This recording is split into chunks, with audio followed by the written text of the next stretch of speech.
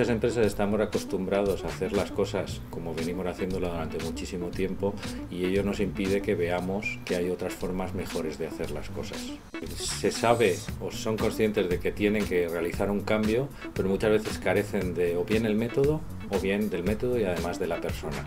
La mejor ayuda puede venir desde fuera, ya que es alguien que viene sin prejuicios, sin condicionamientos emocionales, afectivos o familiares y que te puede plantear perfectamente el camino y ponerlo en práctica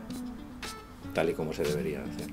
Realmente lo primero que hacemos es poner en marcha un plan, una visión y sobre todo una ilusión que es la que tiene que poner, digamos, todo el mundo en práctica en la empresa. Hay muchísimo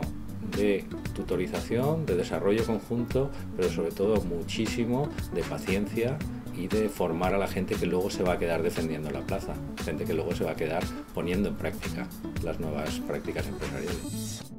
Gestionar para cada una de las personas involucradas en este cambio cómo van a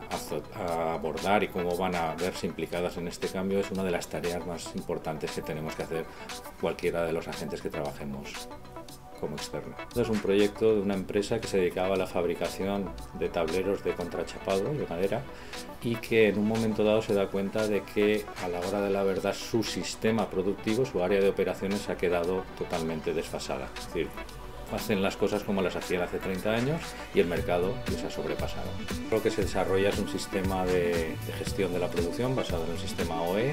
se desarrolla un sistema de garantía de calidad y sobre todo lo que se desarrolla es un sistema de planificación y control de la producción.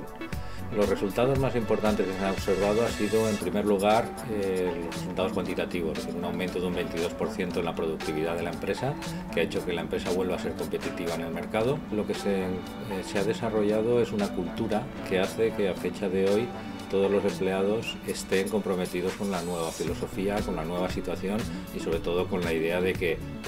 esto, para seguir adelante, tiene que seguir cambiando. Es una cultura de calidad total, es una cultura de mejora continua y sobre todo es la cultura que puede hacer que esta empresa perdure en el tiempo.